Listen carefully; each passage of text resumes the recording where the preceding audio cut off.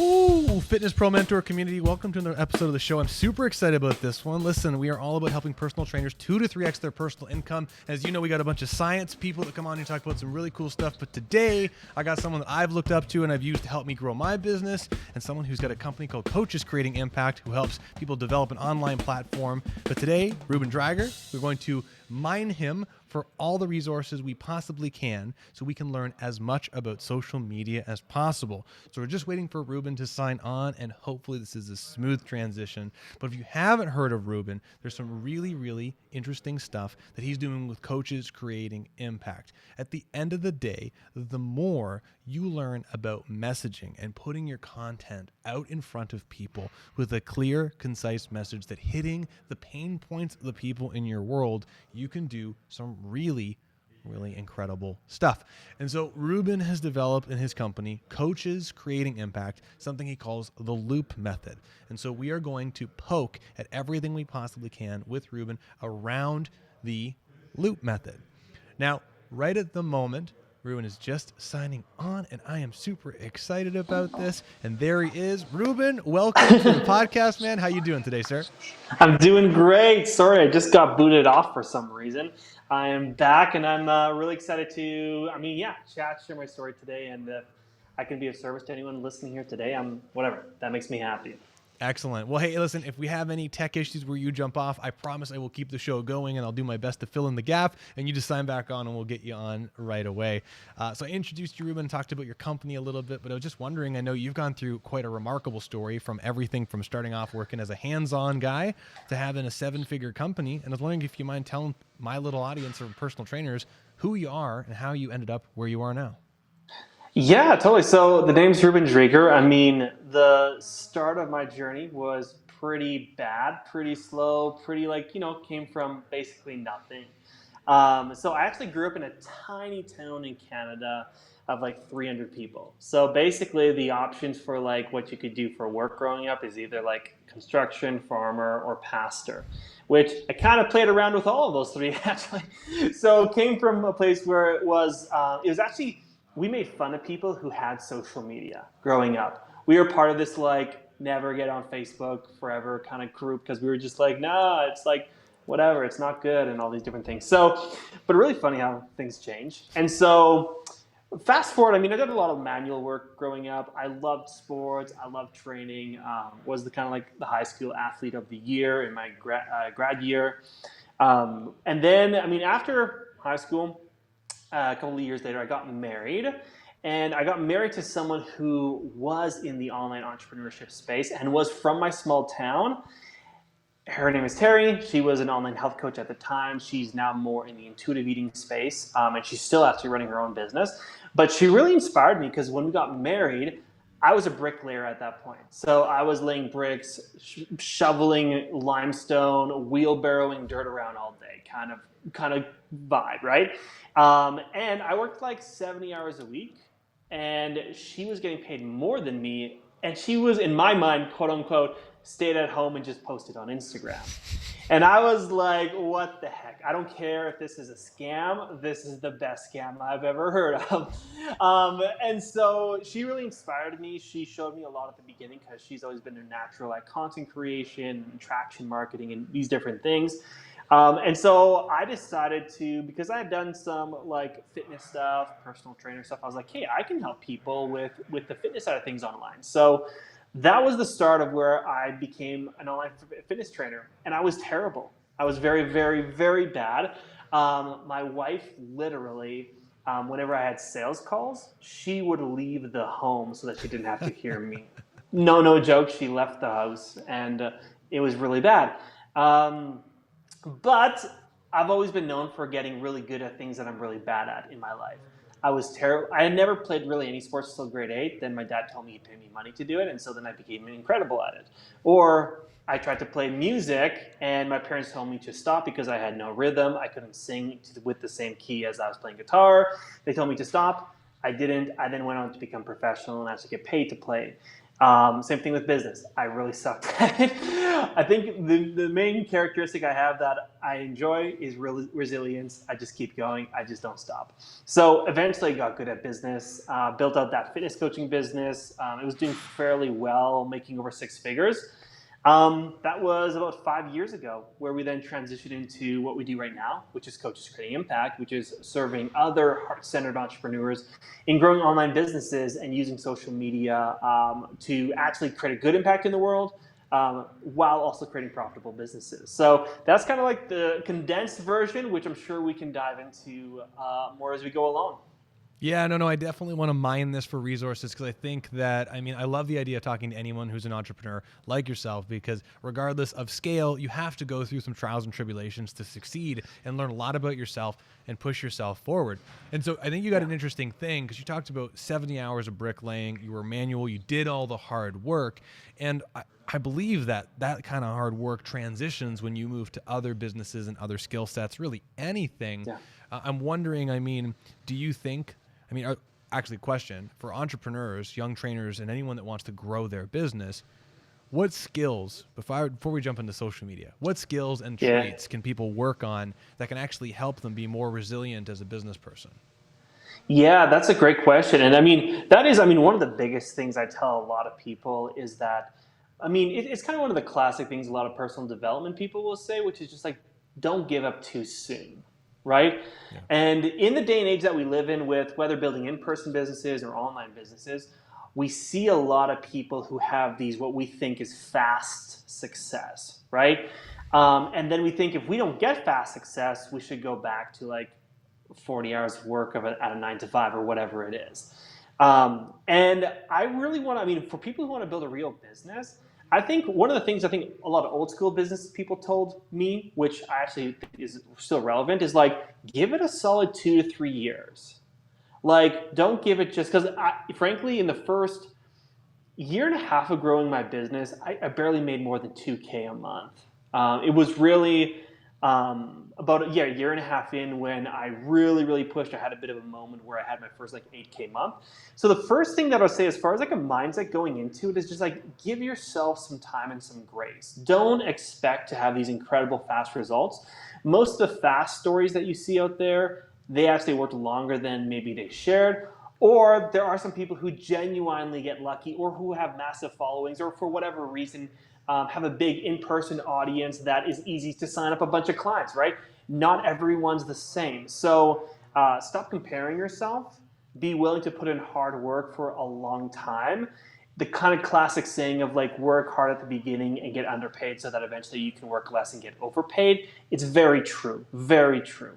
So those are a couple things that I would share with people, and just like, just don't go in with a mindset of like magic solutions, fast, quick results, different things like that. Because I'm sure a lot of the trainers even watching this know that if your clients as a personal trainer get fast results, usually they're not long-term.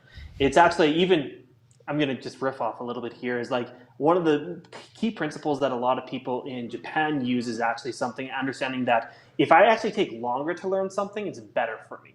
So they intentionally stretch out how long it takes them to learn something so that they become a master at their craft. So those would be a couple things I would say to start with, just learning to be resilient and just actually give it a real honest chance. Well, and that last point you said, I love that. And that's where I know you played guitar, I played drums, and I honestly advocate anyone that's like serious about being an entrepreneur to have some form of hobby that is a solo hobby that requires some form of mastery. Because the thing I love about musicians and artists is, maybe not painting artists, but musicians, they don't get there tomorrow, right? You have to learn scales. You have to learn how to move your fingers. You have to have the motor control. You have to do X, Y, and Z. And then 15 years later, you see Reuben pick up a guitar and you play something beautiful, and people are like, oh my God, that's amazing. It didn't happen yesterday. And it's the same thing with business. You have to have sales and marketing and all these different components. And then you also individually have to, and so on and so forth. So I love that. I think it's great. I mean, it sounds like the Japanese have got something dialed in there, which is awesome. Now, on that note, Coach Creating Impact, you've done a remarkable job of growing and scaling your business seemingly through social media exclusively, and also teaching a lot of folks how to do that same thing. I could be oversaying that there, but I'd love to hear, like, for you, social media as a marketing vehicle, how do you view it? Yeah, so frankly, when I got on it at the beginning, it was very hard, to be frank. The first kind of couple of business coaches that I hired, it was a lot of manual work that I had to do, and honestly, like yeah, it took a lot of time and effort for me to start to get clients off of social media. But once I started to grasp what social media could actually do, then some light bulbs went off. For instance, whether you're online or in person, if you're online or in person, there's always like a bit of like a max of like how many people could you talk to or have coffee with a day, right? Like let's say you're an in-person trainer, and you try to get clients in person, you have to have a lot of meetings in the day, whatever it is. The crazy thing about social media is you can make a story, you could post a TikTok, you could do whatever it is, and it could get seen by hundreds, if not thousands of people, and it only took you 5 to 20 minutes to create. So once I started to realize that was really big. That was really big where I was like, social media broadcasts your message. It takes your one person message, which usually it's hard. I mean, if you're an in-person trainer or whatever it is to get into a room where there's 1,000 people is pretty hard. Like, yeah, if you get into the speaking world and different things, you can make it happen. But you could also just post on a TikTok and get 1,000 people seeing a video, which is just mind-blowing. And I know Brandon's probably been hearing me talk a lot about the different new social organic platforms that are just crazy in my mind, where you can post something and get just thousands of people checking it out. It's mind-blowing. So social media, not only it builds this awareness, the platforms themselves have created enough infrastructure, mechanics within it, and different like things on their platforms that allow you to create good community and connection with people. I think in the real early ages of the internet, you could find people, you could broadcast stuff, but it was harder to actually get to know the person on the other end of the computer. The new platforms and the ways that the old platforms have updated has made it so easy to create that connection, where before we might have thought, okay, it's best to meet these people in person if I'm going to train them in person. But in actuality, the virtual world, social media has started to make it so easy to actually build that same connection just online. So anyways, those are a couple things that really excite me, is that the community and connection has been way easier recently. And the broadcast effect of social media, it's literally mind-blowing. I think, like, I feel like in the last couple of months, I've just been reawoken into the fact of like, holy, I'm not supposed to swear on this platform, that like things can go crazy, things can go viral, and like tons of people can see them. So those are a couple of things that really excite me about social media. No, and I love that, and I think that's fantastic. And so I've got a couple of questions from a couple of our students right now, active students, so they're going to get high priority. Mr. Yeah. Sam Shepard asked two great questions, and the first one is he just simply asked, how do you grow your following? And this is a great question because I know a lot of people are using YouTube and other media vehicles to be seen by more people. So just plain, in your opinion, you got a young trainer and he wants to be seen by more people. How do you grow your following? Yeah. So basically, in my opinion, there's 4 main ways to grow an audience. Okay, and you can write these down if you're listening or watching to this. So there are 2 kind of organic ways, then there is paid ways of doing it, and then there's collaboration. Those are basically the 4 ways in my mind. So I'll run through them quickly. I mean, the ones that are pretty obvious is that you could pay for advertisement. Whether as an in-person trainer, you could pay to actually get your advertisement on literal structures like benches, in buildings, on the radio. Like there's different things you could do as an in-person trainer. Or you can pay for ads like on a Facebook or an Instagram or a TikTok or YouTube. So you can pay for attention, right? That's always a way. Paying for attention has been around for a long time. It still works great. A lot of the different models work really great. So that's one way to grow your audience, is just to pay a platform to broadcast your stuff to more of the people who would be willing to actually buy from you and be in your location if you're an in-person trainer. So paying for traffic is one way. Collaborations is another way. I know Brandon does this a lot, where he does collaborations. Case in point, we're here today, right now. where you can grow your audience with people that are in whether the exact same niche as you or similar to you. You can collaborate. I know a lot of my clients, Brandon's a good example, but also some of our other clients have gotten to make 6 figures or beyond with simply just doing collaborations. And it could be collaborations like this, or it could be collaborations. I know one of our students, he was a strength coach for females. All he did was he did Instagram story swaps with people where they could post on his stories one day a week. He posted on their stories one day a week, got a couple followers, signed a client, right? Like super, super simple stuff. So collaborations is kind of the second point. The other 2 points of growing an audience would be either organic content or what I call organic manual. Organic content is trying to find which content on which platforms in which types of content or units of content is going to get you viral reach. Like an Instagram Reel right now, or YouTube Shorts, or TikToks right now are the best way to get organic traffic from content. The other way you could make it work with organic content is joining massive Facebook groups that let you post in there and actually have your ideal clients where you make a post. And again, if the group has 20,000 people and it gets some engagement, lots of people could see it, right? So there are these different ways that organic content can grow your audience. For example, one of my favorites right now, I know I talk about a lot right now, is TikTok. I started a little TikTok on hiking, and because I live here in the Canadian mountains, I rock climb, I hike. And case in point, in 6 months, it's grown by 10,000 followers. In the last 2 months, it's grown by 6,000 followers. So crazy stuff as far as organic reach. A lot of our clients are literally growing by tens of thousands of followers on TikToks every month at this point. So crazy stuff going on there. So that's the organic content strategy.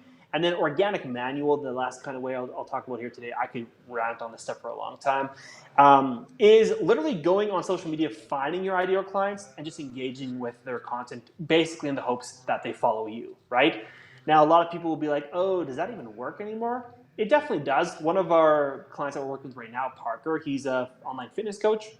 He just had his biggest month last month, $14,000 cash collected. And literally his only strategy is going and finding people who are his ideal clients and sending them a message. So does it still work? Yes. Are there some other ways that are kind of popping up right now that maybe are better in my opinion? For sure. So those would be the 4 ways you can grow your audience. And obviously I could do a full hour training on each of those. There's so much to dive into, but those are 4 quick hits on what you can do to grow your audience. So that's an awesome, and I love how concise those are. And so that first one, paid advertisement, this is the second part of Sam's question, what I think is interesting.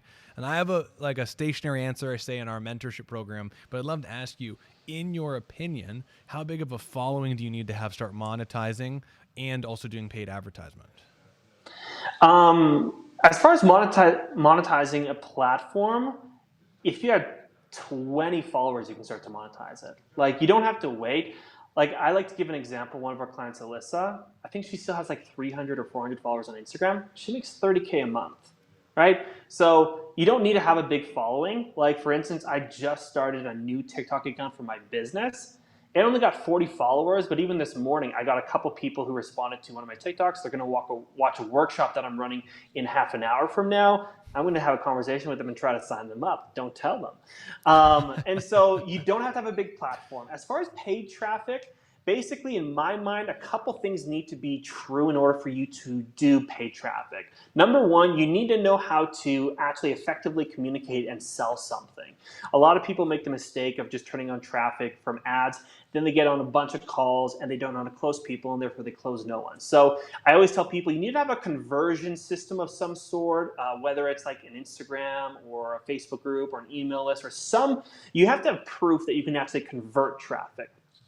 It's the same way, actually, I'm telling a lot of people right now to build on TikTok, but actually today I'm running a workshop because I know a lot of them are going to start to build on there, but they might not know how to convert people. So I'm running a workshop today on how to convert the traffic that you're going to get from TikTok or these different platforms. So make sure that you can convert. That needs to be true before you run any types of paid advertisement. The second thing that needs to be true to run paid advertisement, in my opinion, is that you need to have, you have to understand the cash flow going out versus coming back in ratio, and can you afford to do it? If you have only $1,000 right now, you probably shouldn't be running it. You want to think of it like you probably need about $5,000 to run ads, probably another $5,000 to pay someone to set up and manage and help you with the ads for 3 to 4 months. So $10K in about 4 months to really start to work through ads and see a good return on them. They still work really well. A lot of our clients run ads, get a good anywhere between 5 to 8 return on ad spend. So if you spend $1,000, you get $5,000 to $8,000 back, which is sick. That sounds awesome. But again, it has to be that you have enough cash to go out for a while before it comes back in, and you need to know how to sell. So those are always the things that I think need to be true. I often like to get people to a little bit of a higher place in business before doing it, because then I know for sure they are good at selling and they have extra cash flow. But if you're just starting out, you're great at selling, and you have extra cash, you definitely can do it at the beginning. Just some caveats to think about. Yeah, no, I love that. And so this leads to one more question from Daryl Richards, and I got a couple things to poke you for the next 15 minutes, is what is the most successful type of content on social media? Because a lot of our students they need to be posting on social media, but the what and what type of content and how is kind of a struggle. Now, there's different mediums, like there's reels and video and posts on Instagram and stuff like that. But I'd love to hear your thoughts on what kind of content gets the most attention and the best ROI. 100%. So content, let's dive into this. So I always have a couple different frameworks that I think through for content. So number one, there is the backbone to the content, which is the substance of the content. Okay, the basically it's like, is this content going to be educational, value-based, storytelling, social proof, authority-based? So at the back end always stays the same, in my opinion. I always like to think of it like I need content that adds value, or what I say builds equity in my audience. And then I need content that cashes in on equity for my audience. So every single week, I'm building equity by providing value. I'm sharing educational things. So I'm always like basically building a relationship, connecting, all that kind of good stuff. And then every single week, I'm also asking for things from my audience, whether it's like a two-step where I'm like, hey, I have something for free. Who wants it? It's getting something from them. It's starting to cash in on that equity, or being like, hey, I have 3 slots available right now for someone to work with me. That's cashing in on equity. So on the back end, my content actually always stays the same on the back end as far as building equity and cashing in on equity. That strategy never changes. Now, these other things in content do change, which is platforms, what content's doing well on those platforms, what's going to get the most reach on those platforms. That does change quite a bit. Like for Facebook, like a lot of people used to do like long form and like a lot of live video stuff. Those still do work. But Facebook did get to a place where all of a sudden a lot more of these like color carded things worked really well. A lot of like shorter stuff worked really well. So like I think about trends on platforms when I'm thinking about content. My game plan on the back end always stay the same. But the types as far as like reels or stories or whatever it is changes, right? Where on Instagram, when IGTV came out, it was getting a massive reach. I know a couple people who literally went from like 10,000 followers to 100,000 followers because of IGTV. That's crazy. IGTV, it's dead right now, right? So that's where you have to understand, if you're going to build a business using social media, yeah, your strategy on the back end can be the same, but you're going to have to learn and evolve with the things that are evolving. Right now on Instagram, it's Reels because they're trying to obviously catch up with TikTok and different things like that.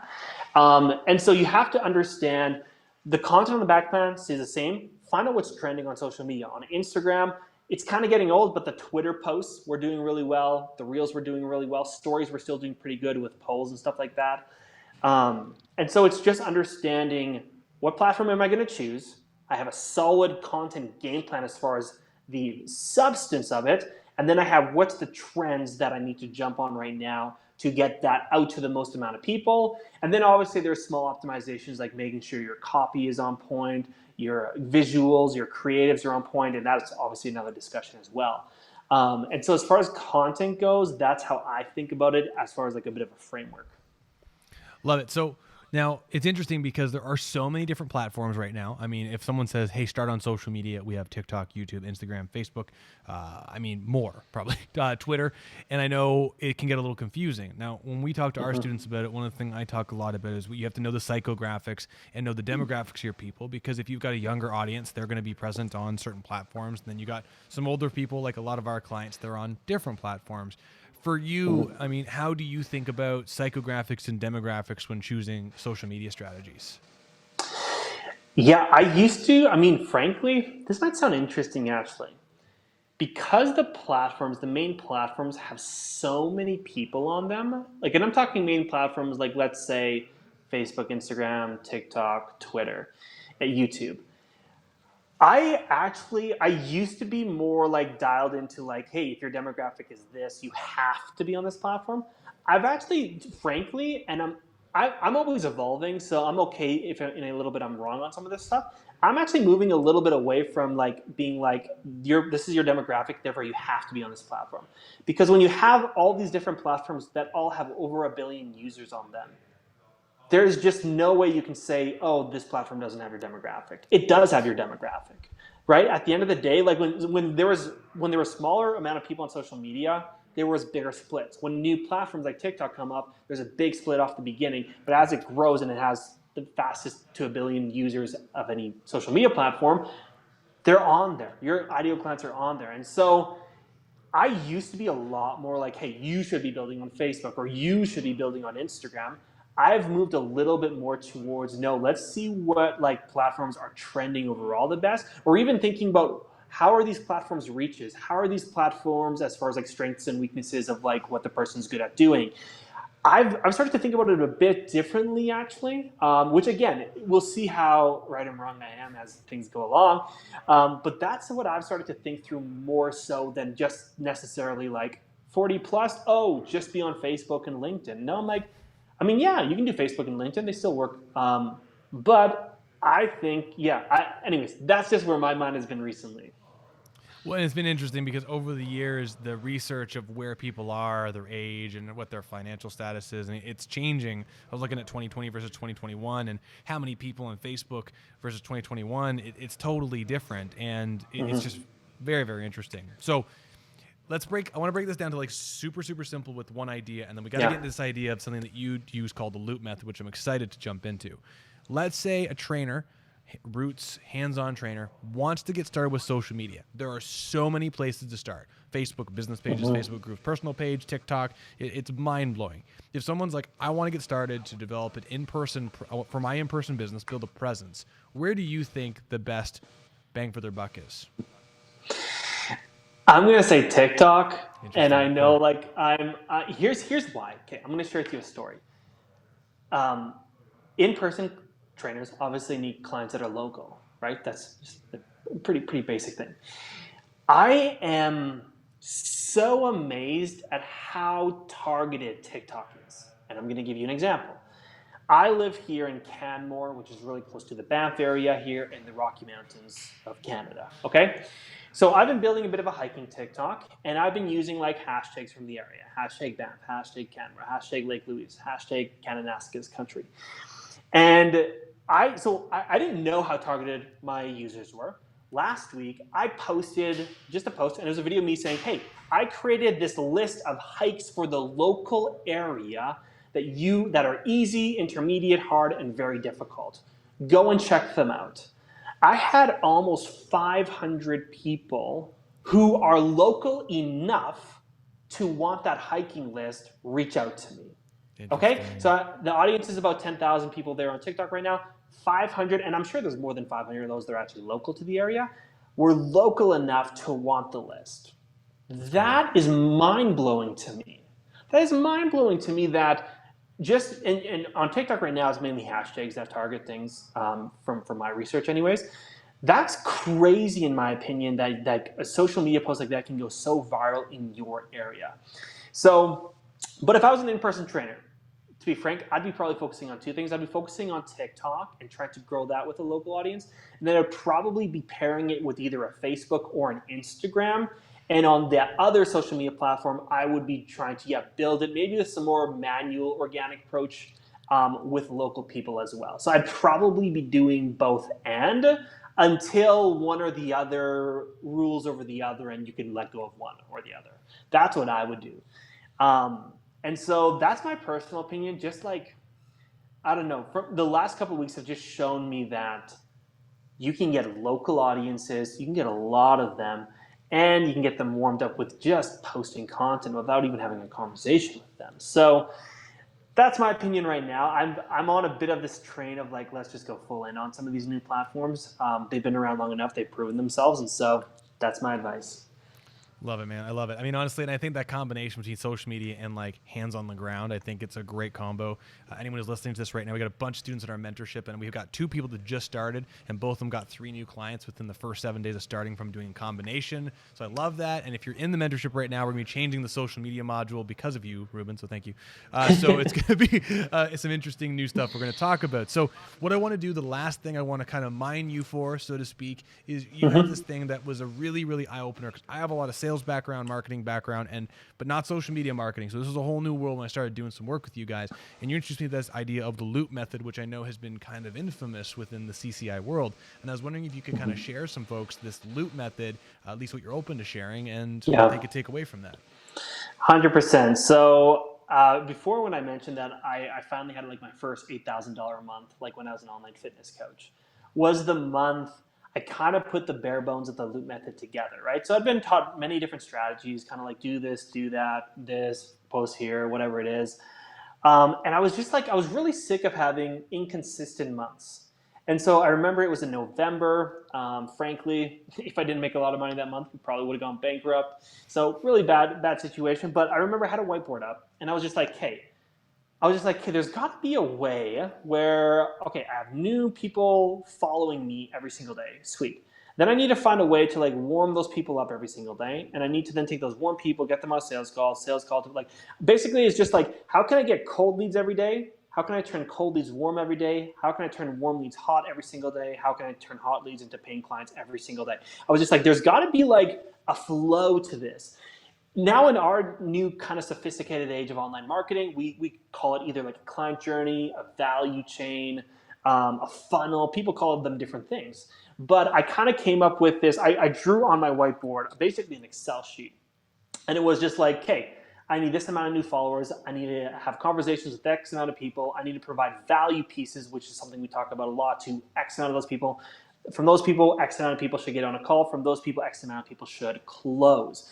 So I started to do that, and that was the first month that I made over $8,000 in a month. And it was mind-blowing to me, where it's just like, hey, if I start to track my numbers, I know what my conversion rate should be, and I just follow this process. I wonder where we could go with this, right? And this is the exact same process that took us to making over $1 million a year organically before we did any type of paid traffic, before TikTok was around. Because I just thought to myself, okay, how can I grow my audience? At that time, it was, I think it was about like 200 people a week. How can I get about 50 to 75 of these people into a Facebook group every single week? How can I get them to the workshop? How can I then book 5 to 10 sales calls? How can I close 2 to 3 of those people? And it was just this method of where I started to track those different stages. And it showed me my weaknesses. It showed me, okay, this part of your business is lacking, right? Maybe it was from like new followers to getting them a value piece. That conversion was really bad. So then I played around. I tinkered with, okay, how can I get more of these new followers to get these valuable pieces of information or come to these workshops? So then I worked on that. And once that conversion got better, then I worked on the next one. And I started to see trends. And so the loop method for me is basically just these 4 different points of where, like, hey, if I can get the audience in, connect them to a value piece, get them on a sales call, and close them as a client, this is something that can simplify all of business for me. Because before, business just felt like a bunch of sporadic different things. Now it felt like a very consistent flow that I could track, I could optimize, I could create. I could see when I needed to grow my audience more or when I needed to work on my sales more. And it just, for me, it just allowed me to do a lot of those things that I'd never done before, as far as track, optimize, be consistent, and really just have a tangible way of knowing, am I going to get clients or not? So, I mean, that's the condensed version of the loop method. That's awesome. Brilliant. And so I have one last tiny question for you to kind of put a pin in today. I know that you are a high-level coach, and I am also, I would say, a high-level coach in a different way. And I hired you, and I've hired other people to help me learn skill sets to grow. You've also done the same thing, where people will look at you and see your success. And I know you've worked with Austin, Nestle, and other people to grow your business. Could you speak as your last closing point, if you will, and then we'll get you back to your beautiful day with your wife, the importance of, no matter who you are, a coach, someone, if you're succeeding, having someone with a skill-specific mentor to help them succeed and move forward? 100%. I'll share a story. So there was a year, this would have been maybe 3 or 4 years ago, not 100% sure, but it was a year where I plateaued for an entire 12 months. I was at about 25K months, and I plateaued that entire year. And I didn't hire a mentor that year. I was trying to like figure out how the heck do you go from like 20K months to 7 figures, right? And so that's actually when I hired the 2X team that Austin Netzley runs. And it was literally a couple small shifts. All he showed me, which was my blind spot, which I was feeling like I needed to let go of control, but I was so used to being the hero of every part of my business and all these different things. They just looked at my business and said, hire co-coaches, track your numbers, spend all the time that you're spending on coaching right now on marketing and sales. Within 3 months, we went from 20K months to 120K months. And even though logically and from a very like idea wise, I knew that I could do that. I knew that. I wasn't blind to the fact that I could have done that. But someone that could just show me and help me and hold me accountable and give me expertise on how to manage a team, because I was not very good at managing a team at the beginning, was so beneficial. And it's funny how some of the smallest tweaks lead to some of the greatest results in business. And so, I mean, yeah, I think I've hired, I don't know, 15 mentors at this point from a business personal development standpoint. And it's just so important, because even though it's funny, a lot of people know what they should be doing, but you won't do it actually until you get a mentor. And then when you do it, you're going to be so jacked that you did it. So mentors also do give tons of strategy and skills that you need to work on. A lot of the granular stuff. But some of that big picture stuff, in my opinion, has been the most helpful. So that's just a quick story on like, I think I spent, I don't know, like $12,000 on that 2X program, like for 3 months. Best investment ever. So that's why you need to invest, because you're going to plateau. And the business has these very, very specific areas where you need help. I see it happen quite often. Like when people are just starting who want to get to full-time, you need very specific advice. Or going from full-time to like, let's say like a 15, 20K month, very specific advice. Sometimes in between these stages, you might not need support, and that's okay. You can hang out there for a couple months. But if you do want to go to another level, that is usually where you do need, whether it's a new mindset, a paradigm shift, strategies, understanding of different things. And so I'm always really honest with people. If they're like at 10K months and they're like, I just want to get to 12K months, I'm like, sweet, you don't need me. You don't need me at all. Like, just go sell a couple more programs, re-sign some people, whatever it is. But if you want to go from 10K months to 30K months, that involves you building out a team, having your first virtual assistant, understanding your numbers better, creating new traction channels because you need more volume on the front end of the loop method to make it all work. And so, anyways, that's why you need mentors, is because there's levels to the game, and the levels are not easy to get through by yourself. It'll take a lot of time and a lot of pain. So just hire someone to speed it up for you. Reuben, man, honestly, I got to tell you, thank you so much for your time. This is absolutely jam-packed with knowledge. I appreciate every bit of wisdom. Man, where can people find you? That's a great question. I mean, I feel like the main places right now is a Facebook group that we run called Online Coaches Uprising. It's a great community. We've just started to pump a lot more content in there, which I'm really excited about. If you want to learn about TikTok, come over. We got lots of stuff. I mean, that's the main place. You can check us out on Instagram as well. It's just my name, Reuben Driver. But we definitely do more in like the Facebook group and over on TikTok as well. So, yeah. Reuben, man, thank you so much for your time. I really appreciate you making time on a Friday. This was a blast. Thank you for being here, man. Awesome. Thanks for having me on. Hopefully it was helpful for everyone that got to check it out. Everyone, check out Coaches Creating Impact and Online Coaches Uprising. It's awesome. Thanks, man. I appreciate it. We'll talk to you soon.